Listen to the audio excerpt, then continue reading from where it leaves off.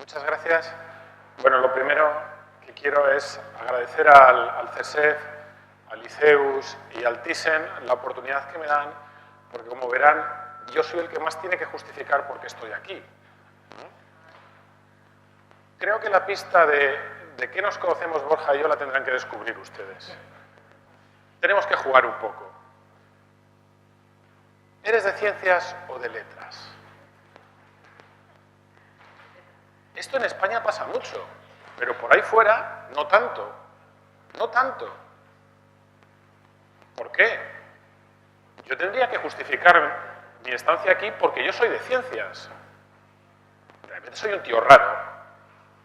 Estudié físicas, me especialicé en informática, hice una tesis en informática educativa y desde entonces he tratado de crear un grupo de investigación que desarrolla tecnología para su aplicación en educación.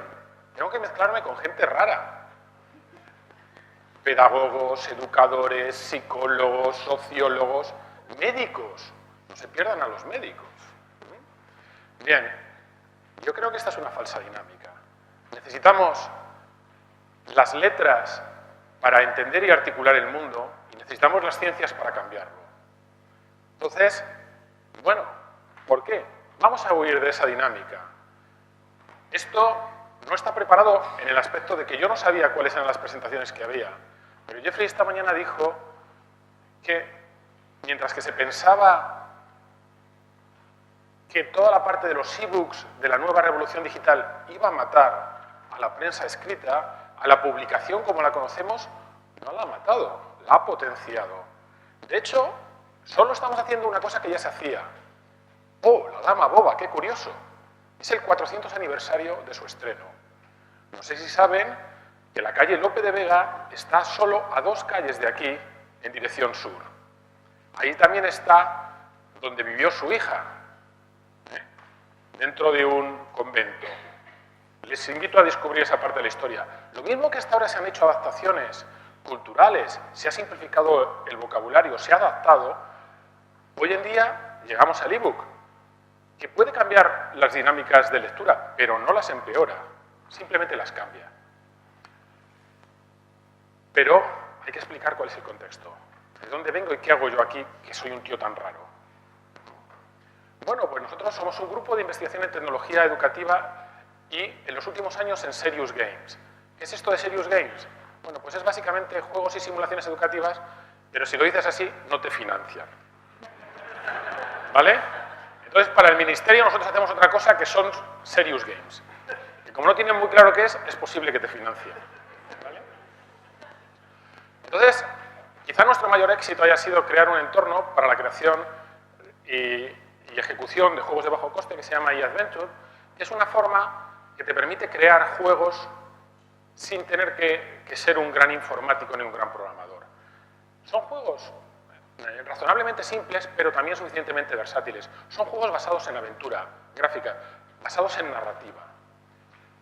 Hemos desarrollado también un modelo de creación de juegos que aplicamos sobre todo en entornos un poco más serios, medicina, por ejemplo, sobre cómo pasar, una vez que tú tienes un contenido o una especificación de un procedimiento, a una simulación o a un juego. Esto lo hemos ido probando con muy diversas experiencias. Entonces hacemos desde un juego de primeros auxilios para enseñar cómo tienes que reaccionar frente a alguien que está teniendo un ataque al corazón o que no puede respirar. Y no solo hacemos los juegos, somos más osados. Los probamos. Y encima los probamos en colegios. Y encima los comparamos con cuánto se aprende con el juego y cuánto se aprende con 2 médicos de emergencias que van al instituto con un maniquí y un desfibrilador. Somos osados. Bien, también hacemos cosas tan raras en algún proyecto europeo como tratar de enseñar métodos de investigación cualitativa a enfermeras o a estudiantes de humanidades. Hacemos cosas en colaboración con el Massachusetts General Hospital, con Harvard University, con el Hospital Clínico y con el Hospital 12 de Octubre, como tratar de hacer juegos que ayuden a los médicos a reducir el número de errores que cometen en un quirófano. O bien, hacemos cosas tan curiosas como tratar de modelar el conocimiento que tiene la Organización Nacional de Trasplantes, en la cual España es líder mundial para ver si de esta forma, mediante juegos y simulaciones, o bien, mejor dicho, simulaciones con estrategia de juegos, mejoramos su proceso de enseñanza. Al fin y al cabo, la ONT tiene los mejores expertos, pero es un número muy reducido. ¿Qué pasa si luego queremos exportar eso fuera? Bueno, pero también hacemos cosas en humanidades. Hombre, tengo que justificar por qué estoy aquí. Hemos hecho cosas en la práctica del inglés con el Centro de Tecnologías Educativas de Aragón. Nos mezclamos con gente rara, filólogos y educadores. Sí, de Aragón, no sé si he dicho algún otro sitio. Bueno, pero ahora nos hemos enfrentado a otro problema, que es, empieza a ser el teatro como la ópera, el teatro empieza a ser minoritario. Es muy curioso, porque cuando tú le dices a tus hijos, vamos al cine, lo ven como una cosa que mola, una cosa interesante. Incluso si le dices vamos al circo, pero le dices vamos al teatro, ¿y qué es lo que sospechan? Que luego tendrán que hacer un trabajo. ¿Vale? A los chavales de hoy en día, ir al teatro es todos en grupo, con un profesor que les regaña, y luego tienen que hacer un trabajo. ¿Vale? Entonces, realmente se está convirtiendo en algo minoritario. No les entusiasma a priori, pero sin embargo, cuando llegan allí es una experiencia maravillosa, salen encantados. Pero entre vez y vez se olvidan. Bueno, entonces dijimos, ¿podemos tratar de hacer un videojuego? Eso les mola.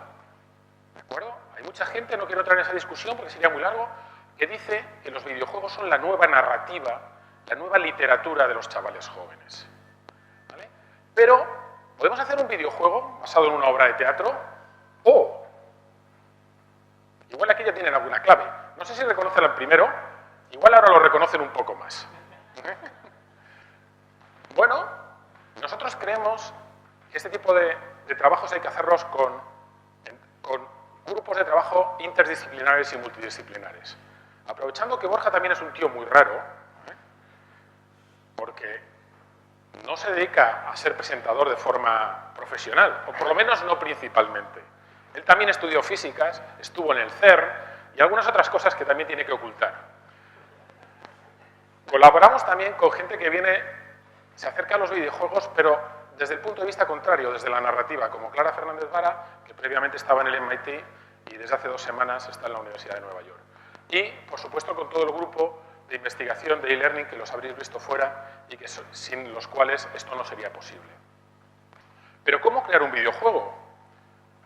Es algo bastante diferente de una obra de teatro. La obra de teatro está pensada para ser lineal, para ser fija. Sí, tenemos mucho teatro experimental, donde el público puede interactuar, donde podemos hacer muchas cosas, pero, cuidado, es que somos unos osados. Nos estamos enfrentando a los clásicos españoles, Lope.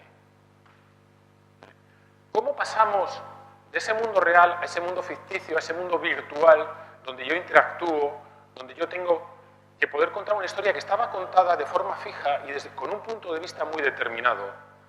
Pasamos a tener puntos de vista. ¿Quién va a ser el protagonista de mi juego?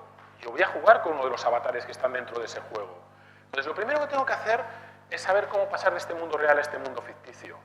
Y lo segundo, ¿quién me va a representar? ¿Quién va a ser mi avatar dentro del juego? ¿Cómo hago esto? Bueno, ¿y por qué no utilizar técnicas de teatro? ¿Por qué no utilizar el método Stanislavski? Porque, al fin y al cabo, yo tengo que organizar una obra de teatro desde un punto de vista. ¿No les parecería interesante la dama boba, que hoy en día se podría ver como un poco políticamente incorrecta? ¿No les parecería muy interesante jugarla desde el punto de vista de Finea? ¿O desde el punto de vista de Nis? ¿Por qué tiene que ser ya no una secundaria, sino una terciaria? ¿No sería una forma muy interesante de poder organizar una misma historia con distintos puntos de vista? Entonces, bueno, a partir de lo que es la agenda propia, podemos tratar de organizar una obra de teatro haciendo algo más interactivo y más flexible. Sobre todo el problema de la linealidad. Bien es cierto que las obras de teatro como el cine se pueden organizar en actos, puedes tener flashback, puedes tener otra serie de cosas, pero un juego es algo más que eso. Si yo tengo una estructura lineal, un juego solo sería un vídeo con paradas. Y no es eso. tiene que responder, tiene que reaccionar, tiene que interactuar conmigo. Por tanto, tenemos que crear una estructura no lineal a partir de una narrativa lineal. Bueno, lo hemos hecho. Hemos sido tan osados como para crear ese videojuego. Por cierto, primicia. Lo podéis buscar en el market, solo en el de Android, debido a pequeños problemas de tecnología. No disponemos de grandes presupuestos. De hecho, para este proyecto lo hemos hecho con presupuesto cero. Bueno, sí, hemos robado el presupuesto de otros proyectos. ¿Vale? Bien, vamos a ver si funciona. Ya que hemos hecho esto, lo hemos hecho con una idea educativa, vamos a ver cómo podemos probar que esto funciona. Nosotros trabajamos en el campo médico, ¿por qué no aplicamos los mismos métodos? Cuando tú desarrollas una medicina, tienes un grupo de control, tienes un grupo experimental. Vamos a hacerlo de la misma manera, ¿vale? Vamos a traer todo ese tipo de cosas que nosotros no hacemos por gusto, es que si no nos lo publican en el JCR, ¿vale? En el campo médico. Entonces vamos a traerlo aquí. Entonces vamos a diseñar el juego, una clase con el profesor, una clase con un actor. Básicamente lo que estamos haciendo es comparar el juego con la clase con el profesor, pero en la clase con el profesor no entramos, porque si tú entras modificas la estructura, ¿vale? De hecho no tenemos ni fotos, pero hemos puesto una circunstancia mejorada. No puedes utilizar un recurso en el cual has tenido mucho mayor inversión, como es un juego, y compararlo con una clase a la que dejas al profesor desnudo delante de los alumnos. No sería justo. Bueno, vamos a compararlo con una clase en la que, como veremos, al profesor le hemos dado un contenido previamente preparado con escenas de la obra real, etc. Y además vamos a poner un tercer caso, que es Borja dando la clase. No sé, pero parece ser que Borja motiva. Veremos a ver si es verdad. ¿Vale?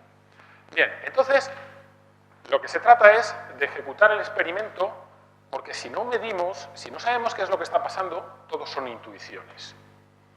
Pero nosotros, con esto estamos tratando de desarrollar un proyecto de investigación, estamos tratando de mover adelante y de tratar de convencer y ver si esto funciona. Hemos sido tan osados como para entrar en 8 colegios e institutos de la Comunidad de Madrid. Esos colegios fluctúan, tratan de ser representativos, donde tenemos colegios concertados, colegios privados con unas instalaciones maravillosas, colegios públicos con unas instalaciones maravillosas, colegios públicos con unas instalaciones no tan maravillosas. Y, bueno, pues hemos hecho, ahí veis algunas de las fotos reales, y hemos hecho un experimento con 757 alumnos, en los cuales hemos hecho un pretest, un posttest, y ya os decía que Borja hace alguna otra cosa más, como por ejemplo pasar al ordenador 1,20 m de papel de formularios, con alguna pequeña ayuda. Ahí tenemos las distribuciones por edad. Uno de los problemas que hay es que los juegos pueden ser muy diferentes si los juegan niños de 11 años que si lo juegan niños de 16. ¿Vale? Entonces realmente ahí, bueno, pues podemos ver, hemos tratado de equilibrar la parte de entre niños y niñas, porque sus capacidades de lectura y sus hábitos de lectura son muy diferentes. Y hemos tratado de ver, bueno, pues lo que hemos hecho ha sido comparar ese grupo experimental contra el grupo con actor y contra el grupo con profesor. No contra, sino para tener una comparación que sea factible. Solo puedo dar unos resultados preliminares porque el análisis estadístico que lleva esto detrás es gigantesco. Quiero dar las gracias a Javier Torrente, que es el que se está encargando de esta parte, que está por ahí sentado, ahí atrás, y a otras personas que están muy implicadas dentro de esto, como, bueno, pues Iván Martínez, que ha puesto en marcha el servidor, Ángel Serrano y también Manuel Freire, que han estado ayudando en esta parte. ¿Qué es lo que estamos descubriendo? Estamos midiendo determinadas cosas. Cómo se incrementa el conocimiento lingüístico, cómo se incrementa el conocimiento sobre la obra. Sobre todo, la parte que más nos interesaba a nosotros es cómo se incrementa la motivación. Nosotros hemos pensado esto como un mecanismo de atraer a los jóvenes al teatro.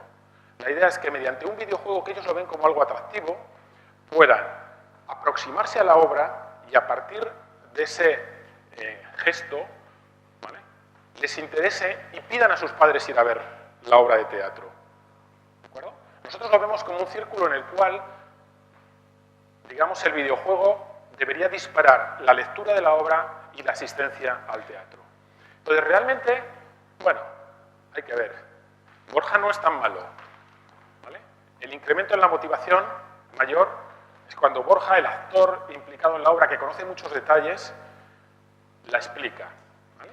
El juego motiva, incluso el profesor también, porque es una actividad diferente, porque el material es un poco más sofisticado. El conocimiento sobre la obra, por supuesto, Borja la conoce bien, ¿vale? De hecho, Borja antes enamoraba a Finea en sus ratos libres. Y fijaros que en el conocimiento lingüístico no es muy diferente. Vuelvo a decir, estos son todavía resultados preliminares. ¿Cuál ha sido lo primero que hemos obtenido? Bueno, lo primero que tenemos son muchos datos sobre cuáles son los hábitos de juego. Nosotros preguntábamos muchas cosas. Y lo que estamos viendo es un resultado que a priori intuíamos, pero no esperábamos que fuera tan radical. Y es el hecho de que los hábitos de juego cambian completamente la percepción de la literatura y de la narrativa por parte de los estudiantes. Está cambiando completamente cómo interactúan y cómo se comportan respecto a este tipo de medios narrativos. Tenemos que seguir indagando aquí. Yo creo que aquí es donde parte de las cosas que se han presentado esta mañana son muy importantes. Yo creo que esas nuevas aproximaciones, esas nuevas presentaciones visuales que hemos visto, tienen mucho que decir. Y luego, bueno, hemos tenido un pequeño éxito. Tenemos a Carlos ahí atrás, buscarle. Es el señor de la foto, ¿vale? En el Colegio Estudio, que fue uno de los colegios en los que hicimos el experimento, hemos tenido un pequeño éxito. Y es que ellos han decidido cambiar su obra final de teatro del curso por La Dama Boba. Como habréis visto por los textos que se han presentado ya, no es nada fácil la obra, y menos para chavales de esta edad. Bueno, a Borja y a mí nos invitaron o nos permitieron asistir a la obra en el Colegio Estudio y la verdad es que quedamos francamente impresionados. Bueno, tenemos un sitio web, La Dama Boba de UCM, donde vamos a ir continuando poniendo esta información y nada, simplemente darle las gracias a todos nuestros financiadores y los proyectos en los cuales estamos implicados. Muchas gracias.